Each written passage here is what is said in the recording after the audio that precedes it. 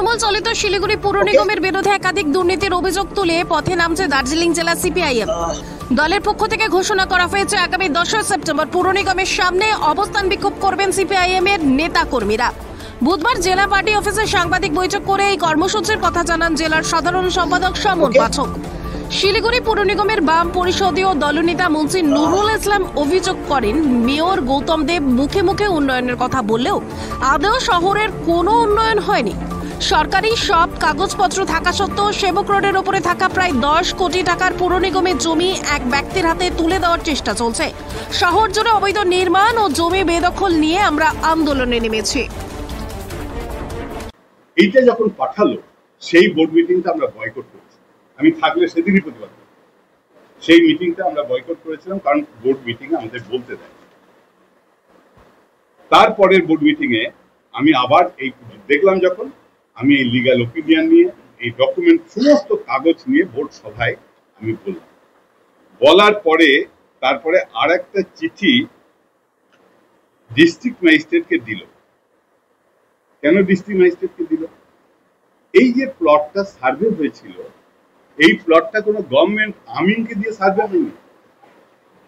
কারণ হচ্ছে এই প্লট লেটেস্ট যে এলআর খতিয়ান, সেই এলআর খতিয়ান কর্পোরেশনের নামে রেকর্ড আছে।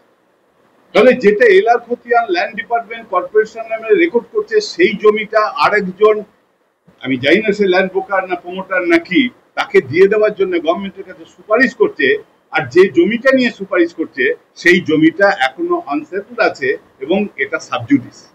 প্রেস মিটটা ডাকা হয়েছে এই সময়কালে। আপনারা জানেন পৌর কর্পোরেশনে যা এই চলছে, পৌর কর্পোরেশনে যেগুলো চলছে বাজারে, এটা দেখেন, এটা জমিন সংক্রান্ত ইস্যু, দুর্নীতি ইস্যু।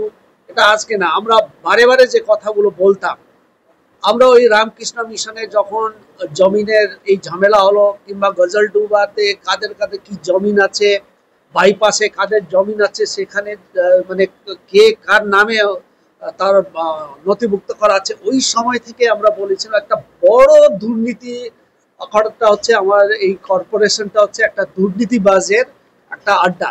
তো ওই দিন থেকে আমরা বলেছিলাম এই সার্বিক ব্যর্থতা এবং দুর্নীতি হচ্ছে এই ভোটে চরম ব্যর্থতার একটা কারণ। তো আজকে শুধু দুর্নীতি আমরা বলছি না, তাদের ভিতর থেকে বলতে শুরু করেছে, তাদের মেয়রিং কাউন্সিলরা বলতে শুরু করেছে, তাদের মধ্যে প্রচন্ড ক্ষোভ শুরু হয়েছে।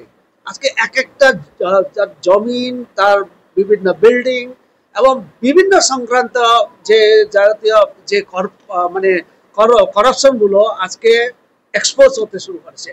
মানুষের, সাধারণ মানুষের যে পরিষেবার কথা পাওয়ার কথা, সেটা দেওয়ার ক্ষেত্রে একবারে ব্যর্থ